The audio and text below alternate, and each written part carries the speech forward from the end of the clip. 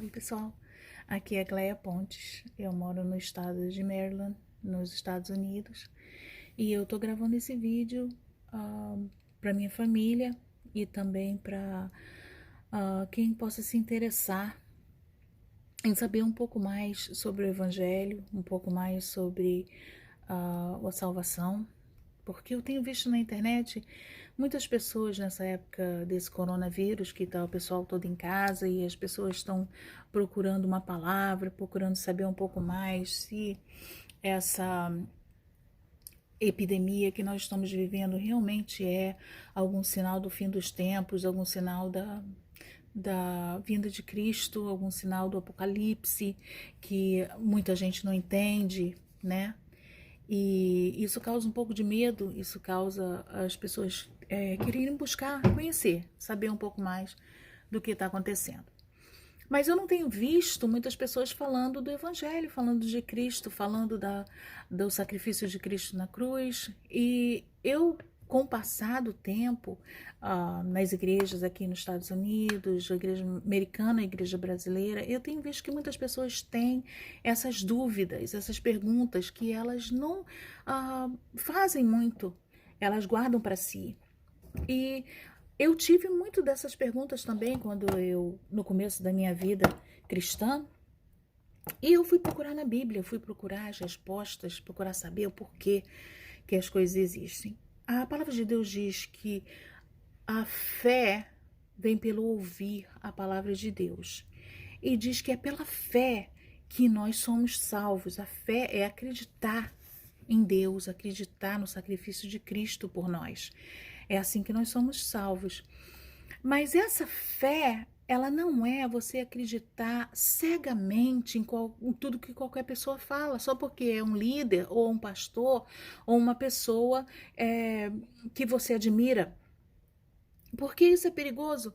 Algumas pessoas se enganam, algumas pessoas falam coisas que não são bem dentro da palavra de Deus.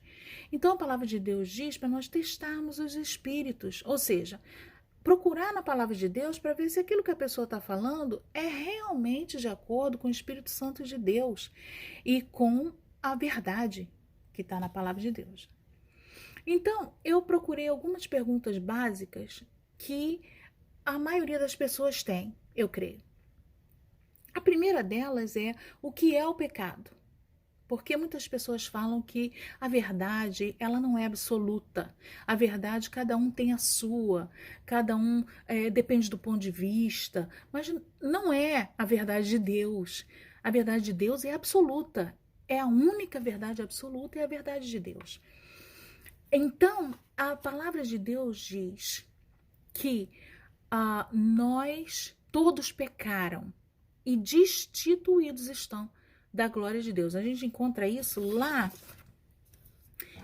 no livro, na carta aos Romanos, no capítulo 3, versículo 23.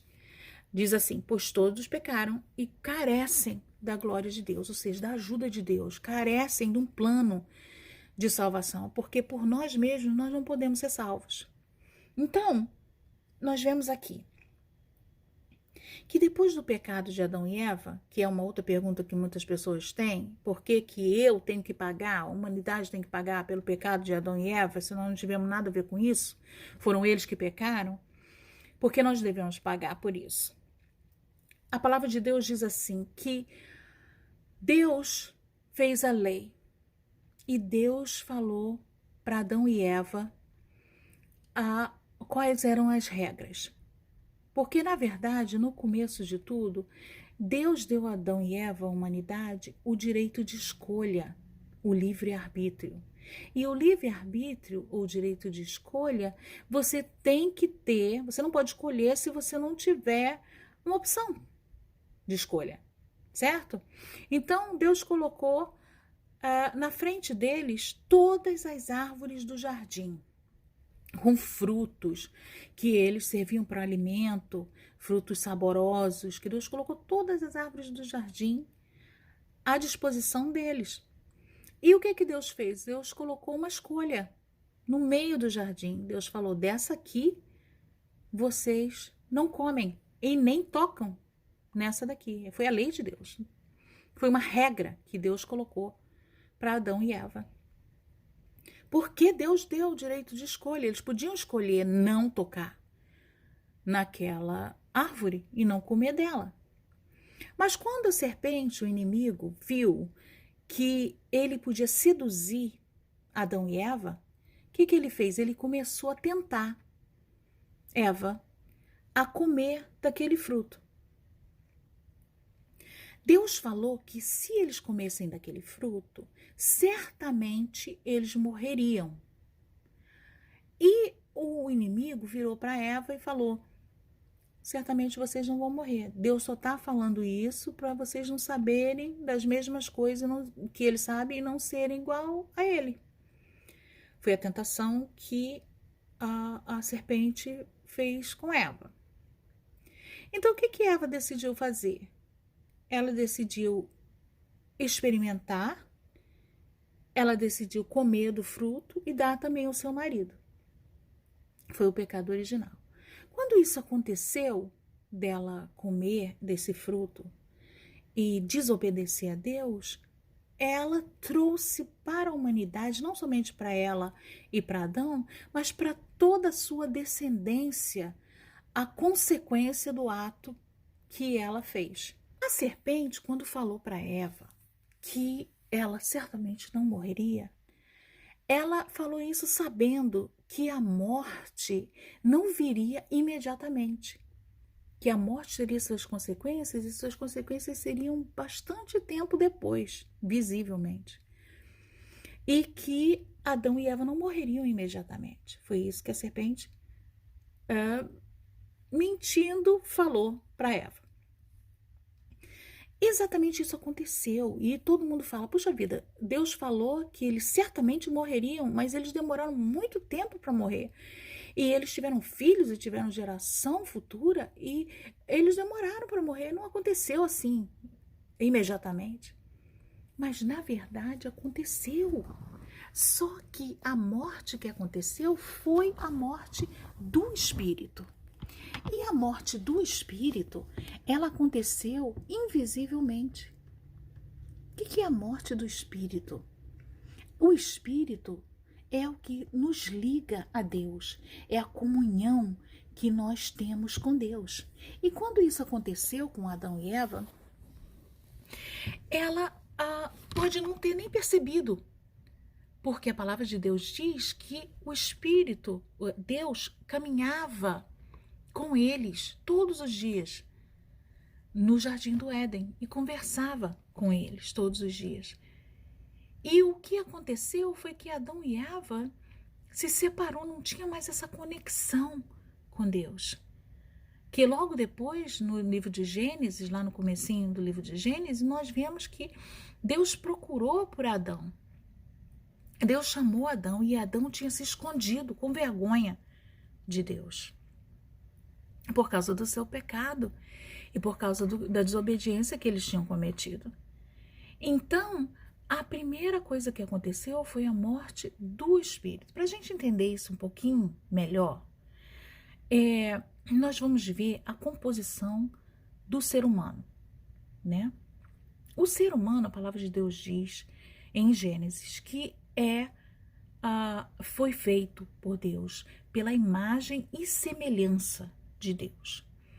Pois Deus é um Deus trino, é um Deus que é três e é um só Deus.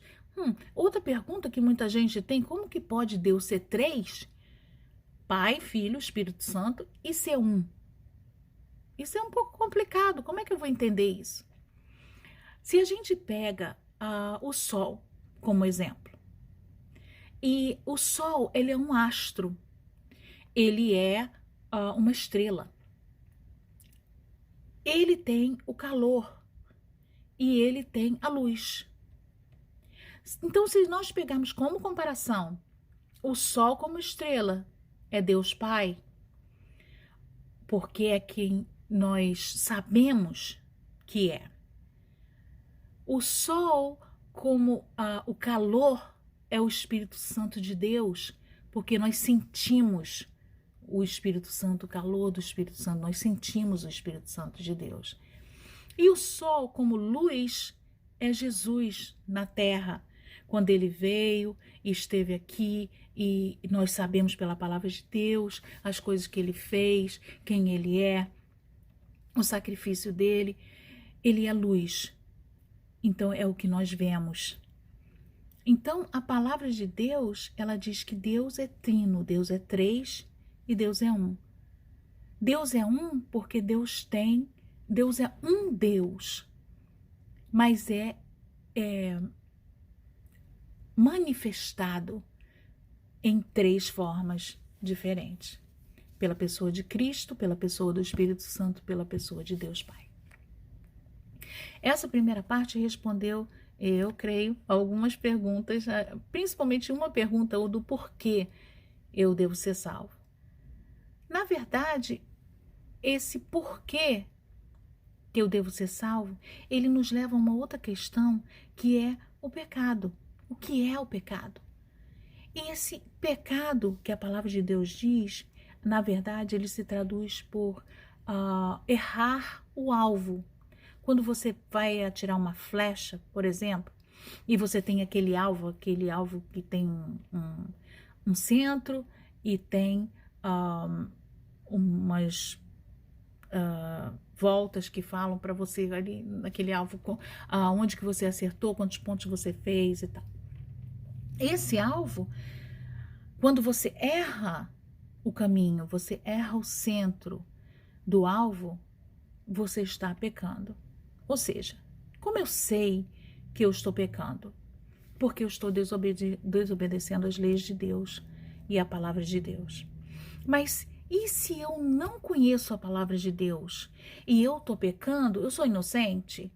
Não, infelizmente você não é. Você sabe por quê? Porque a palavra de Deus diz que nós temos uma coisa chamada consciência, que Deus colocou em todos os homens.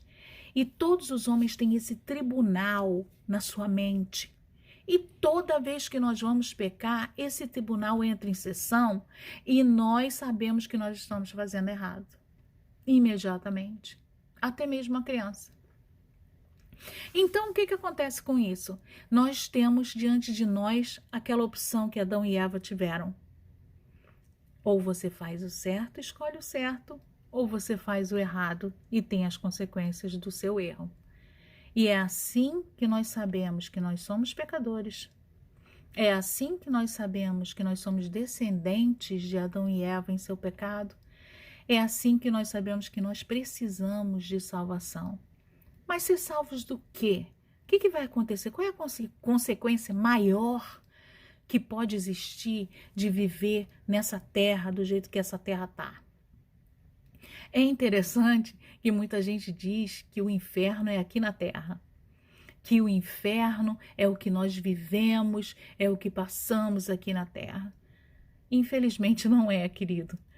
Infelizmente o inferno é muito maior e muito pior do que nós imaginamos. Se nós lemos na palavra de Deus e acreditamos na palavra de Deus, nós vamos ver que o inferno não foi criado para o homem, porque Deus não é um Deus carrasco, um Deus que gosta de lançar no inferno aqueles que desobedecem, porque Deus é um Deus mau e não tem piedade de ninguém. A prova disso é que nós estamos conversando sobre isso agora e diante de você tem essa escolha para você fazer. Em aceitar Deus, aceitar o sacrifício de Jesus na cruz por nós e ser salvo desse inferno. É por isso que Jesus demora tanto, como muita gente diz, para vir nos buscar a igreja e tirar a gente daqui. Porque Deus tem misericórdia e Deus tem paciência. Ele é longânimo para poder todos aqueles que têm o coração voltado para Deus aprenderem do Evangelho, aprenderem da palavra de Deus e se converterem dos seus maus caminhos, tendo assim a chance de viver uma vida eterna com Deus. Nós falamos há um tempinho atrás que a primeira morte foi a morte do espírito, a separação de Deus. A segunda morte é a morte física, que veio logo depois, quando os filhos de Adão e Eva Caim matou Abel, seu irmão, e veio essa morte na terra. A terceira morte, querido, é a morte da alma, é a morte que é uma morte eterna, é uma morte que não é desejada por ninguém, é uma separação eterna de Deus. Não vai ter mais chance para ter reconciliação com Deus. E esse inferno que Deus preparou não foi preparado para o homem, ele foi preparado para o diabo e os seus anjos, que não tem chance de se converter a Deus.